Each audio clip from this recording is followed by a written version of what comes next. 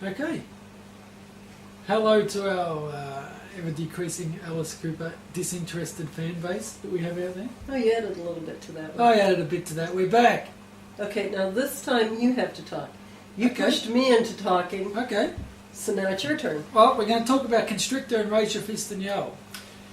You might notice I'm wearing a dressing gown. That's because He's a bum. that's what I was wearing at the time, you see. And it's not an artistic statement of any sort. It's just I was too lazy to get changed. Anyway, Constrictor, what do you reckon? You. I think Constrictor and Raise Your Fist and Yell are great hard rock albums, but I don't think they're great Alice albums.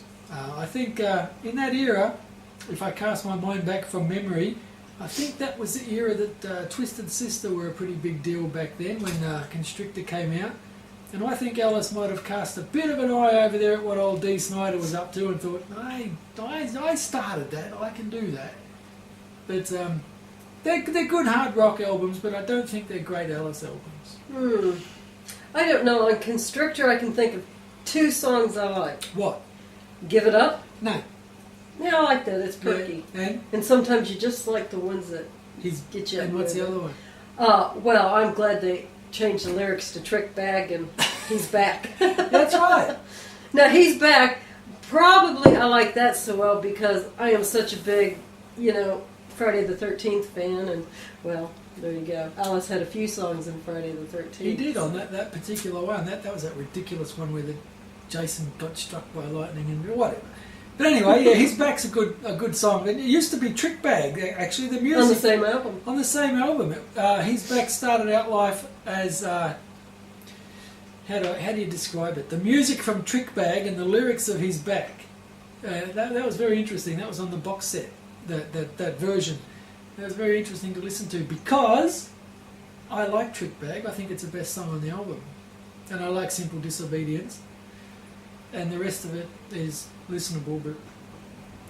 Well, Alice at his worst is listenable. Except Special Forces. Well, yeah. And onwards and upwards. Raise Your Fist and Yell. What do you reckon? Actually, I like that lots better than Constrictor. Do you? Yeah, there's a whole lot of them on this that is actually a good song. It starts off with Freedom, and maybe it's because I'm an American, but I actually like it. I like it real well. And on and on, they're all pretty good. Prince of Darkness I like real well. But what gets me the best on Raise Your Fist and Yell is the trilogy. God, I love it. Oh, we love the trilogy. Oh, man. But there's nothing as awesome when it comes to Alice's Roses on White Lace. Roses on White Lace is the most beautifully sinister song. No, I said beautifully twisted. Beautifully twisted. I said sinister because it's fucking sinister. I love it. If you've never listened to Roses on White Lace, you have to listen to it. Oh, you gotta. But listen to the other two songs. And anybody who loves this song, you gotta worry about them. And I love the song. Of course, we already know I'm screwed up. So. We're both screwed up. We both love that song the most on the album, Roses on White Lace. It's a classic song. But what's interesting is that these two albums are very much a team effort between Alice and his Rambo guitarist at the time, Kane Roberts. He was like a Ken doll. He was all like Rambo-y and shit. Great big... Anyway... He was very much a part of those two albums, and I think that they were really starting to come into their own as a partnership on Raise Your Fist and Yell, but then it all ended, which was very sad. But I think if they had done an album after that together, following along the theme of Roses on White Lace and what have you, it could have been something really, really to make your parents puke. Good. Yeah. Well, let's face it. I mean, the trilogy itself was a bit nasty. Chop, chop, chop. The ending of that song is just fantastic. I mean, there is nothing that delves more into a serial killer's mind than spelling out Mary and saying Gail. Well, obviously, all chicks were Gail. He had a problem with chicks. Yeah, so that definitely set up the mindset, and then you had Gail, and then of course Roses on White Lace. Yeah. And usually in a trilogy, you have the lead in, you have the big, just the big orgasm there, and then you have, That's a big orgasm. and then you have, well, well, usually when you have a trilogy, that's how it goes. But you know, you have the real build up and everything, and then it mellows you out, so it just isn't so bad.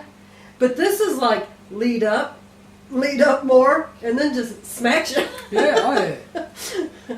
It's great. I love that trilogy. And those also, 3 songs could make a hell of a rock opera.